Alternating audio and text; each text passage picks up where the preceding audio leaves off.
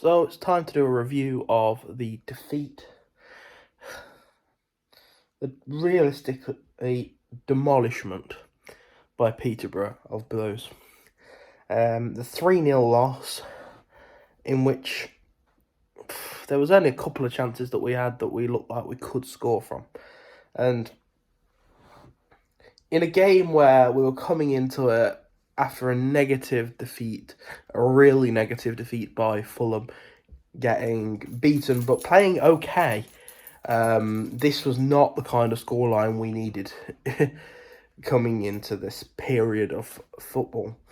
Now, obviously, we have got Preston next, so we really need to ramp up the team. The team need to start playing well and fully going for it for that game. Otherwise, it's not actually looking great for the team. And I wouldn't, but I could see many fans starting to go against Bowyer if we get beaten by quite a few goals. Because we've conceded 7 goals in 2 games now and only scored 1 goal. And conceding 7 and scoring 1 in 2, you've got to do some magical stuff to get points from that.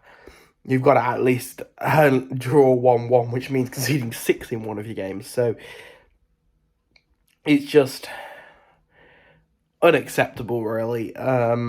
Looking at the post-match interviews as well, Harley Dean saying, we're not going to train to Tuesday, and that's when we're going to start changing. It just screamed arrogance, really, to me. Complete arrogance of a player.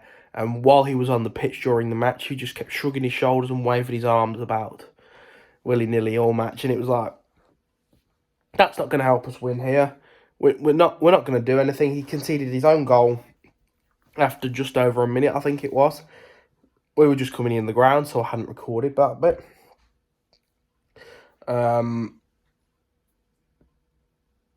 But yeah, it was, from the first minute, was dreadful. And one of Bowyer's big excuses for this game and us losing this game and playing so badly was fitness. And I have to question that excuse a little bit. The fact they played Tuesday and we played Wednesday, yeah, it is a thing. They had a day longer to recover. They trained and they were at home, so they would probably had a more relaxed session. And the day before the game, I completely get that. But if we're tired from the first minute, because that's what it looked like to me, there's a problem.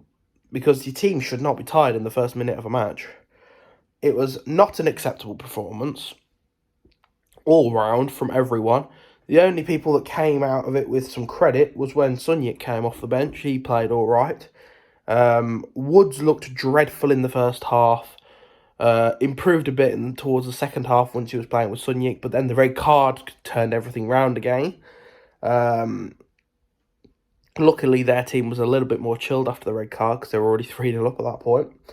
And it was just an all-round shocking performance, shocking display, and really, really needs to be turned around for the next game. Otherwise, we're going to start moving back down that table and get towards the R word, of which shouldn't be where we are with the team we've got. And when even your better players are performing badly, you knew it wasn't going to be a good game. Chong had a couple of attempts that he had and a couple of crosses, a couple of runs, but he didn't even really play that well, and that says a lot, really, because he hasn't had a bad performance all season for me. Even when we've not played brilliantly, he's played well. So, yeah, we really need to turn it around. In goal, obviously, we had the most clean sheets 2 games ago and the least conceded goals, I think it was. And obviously, that's been changed quite a bit, conceding 7 and now having a 0 goal difference.